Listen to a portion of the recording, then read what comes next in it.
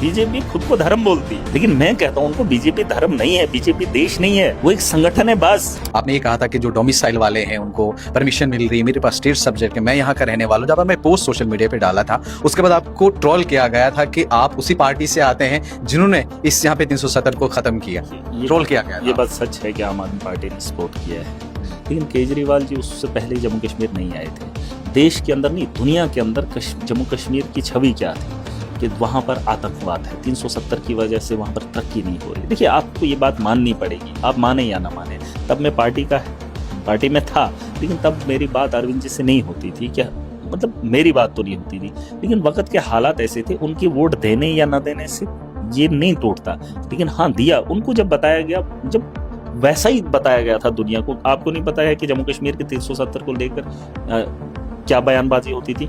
आतंकवाद की वजह से, 370 की वजह से आतंकवाद है, वहाँ पे डेवलपमेंट नहीं होती, वहाँ पे नौजवानों को रोजगार नहीं मिलता है, ऐसे ऐसे 370 हटेगा तो जम्मू कश्मीर खुशहाली की ओर बढ़ेगा। देखिए जम्मू कश्मीर 370 से पहले भी हिंदुस्तान का हिस्सा था, क्योंकि इलाक हुआ था ना, बातचीत हुई थी। वो किन लोगों ने की थी? वक्त के हालात तो इन लोगों ने तय किए थे, अरविंद जी तो नहीं किए थे। उनके वोट देने या न देने से मुझे नहीं लगता फर्क पड़ता, लेकिन दिया इसलिए क्योंकि जम्मू कश्मीर के अंदर खुशहाली आती, आतंकवाद खत्म होता। वो चीजें तो नहीं हुई।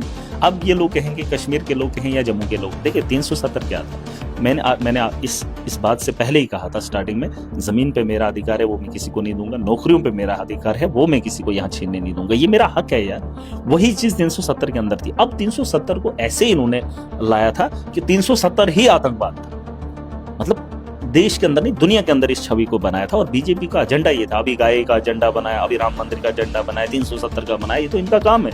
क्योंकि सस्ते में जहां से वोट मिल जाए, जज्बात के साथ खेल कर जब कुर्सी पे बैठ जाए तो इनको ये छोटे छोटे मसले तो उठाने पड़ेंगे ना, और उसको बड़ा बनाने के लिए माहिर है। वोट इसलिए दिया था, डेवलपमेंट होगी, आतंकवाद खत्म होगा, दिया मैं मानता हूँ, लेकिन ये बात नहीं। आज वही आम आदमी पार्टी का एक स्टेट का प्रेसिडेंट ये कह रहा है कि जमीनों पे अधिकार सिर्फ हमारा है, नौकरियों पे अधिकार सिर्फ हमारा है, ये मैं कह रहा हूँ और आपको ये बात माननी पड़ेगी। लेकिन ठीक है अरविंद जी ने ये किया, ये तो 2019 में हुआ, लेकिन जो आज तक हुआ उसमें एनसी का हाथ नहीं रहा। जब एक मुल्क था, मुल्क से उठाकर इन्होंने स्टेट में लाया, 370 बनाया, और जब खात्मे की बात थी तब पीडीपी साथ नहीं थी। अरे क्या गुनाह किया उसने? वोट तो डाला, आपने तो इनको कुर्सियों पे फिर भी बिठाया यार, फिर भी बिठाया। आप इस बात को समझिए, जो लोग ये कह रहे हैं ना वो अपने गरिमा में झांक कर देखें, उनको बताओ कि आपने क्या किया। 370 को रोकने के लिए आपने क्या किया? एनसी के लोग 4 अगस्त 2019 को मोदी जी के बगल में बैठे थे यार। 2014 में पीडीपी ने उनको सपोर्ट किया, बीजेपी को मौका दिया।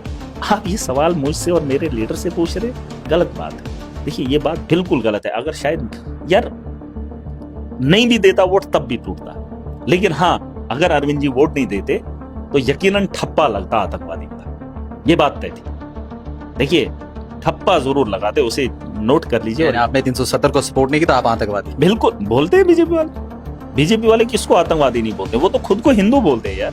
बीजेपी खुद को धर्म बोलती है, लेकिन मैं कहता हूं उनको बीजेपी धर्म नहीं है, बीजेपी देश नहीं है, वो एक संगठन है बस।